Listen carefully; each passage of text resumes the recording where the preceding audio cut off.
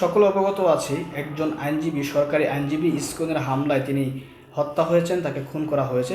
আজকে তার চট্টগ্রামে জানাজা হয়েছিল। তার জানাজায় গিয়েছিলেন ছাত্র সমন্বয়ক সার্জিস এবং হাসনাত আবদুল্লাহ। কিন্তু দুঃখের বিষয় হচ্ছে, সার্জিস এবং হাসনাত যখন চট্টগ্রাম থেকে ফিরছিলেন, তাদেরকে গাড়ি চাপা দেওয়া হয়েছে। তাদেরকে তাদের যে প্রাইভেট কার, সে প্রাইভেট কারকে একটা ট্রাক ধাক্কা দিয়েছে।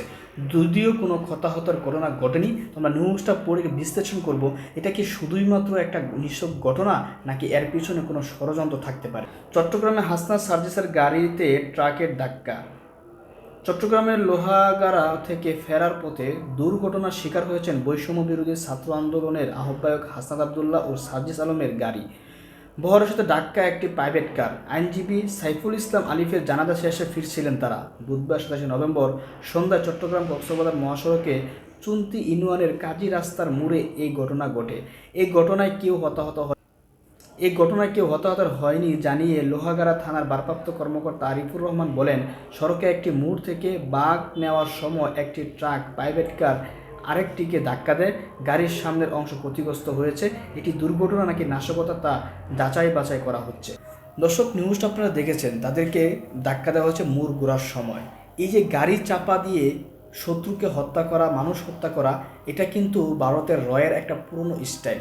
এই আগে আপনারা পিনাকি ভট্টাচার্যের একটা ভিডিওতে হয়তো বা দেখেছেন, মেজর বজলুল হুদার তার বোনের জামাই তাকে গাড়ি চাপা, শ্যামলী গাড়ির চাপা নিয়ে একটা মারাত্মক এবং খুবই তথ্যবহুল প্রতিবেদন তিনি দিয়েছিলেন।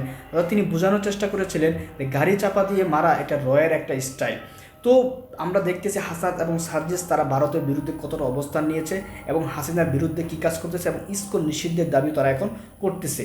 তো এই ঘটনাটা শুধু যে একটা সাধারণ ঘটনা হয়তো বা হতে পারে, কাকতালি হতে পারে, কিন্তু এই মুহূর্তে এই ঘটনাকে সাধারণভাবে দেখার মতো আসলে কোনো সুযোগ নেই।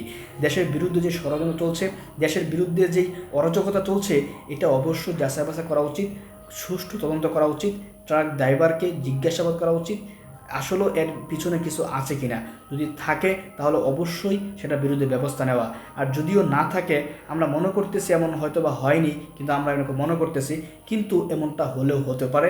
এই জন্য সার্জিস এবং হাসনাত এবং যারাই ভারতের বিরুদ্ধে সক্রিয় এবং ভারতের বিরুদ্ধে কাজ করে বা ভারতের বিরুদ্ধে জাতিকে সবসময় সতর্ক করে, তাদের অবশ্যই জীবন চলার পথে সব জায়গায় সতর্ক থাকতে হবে।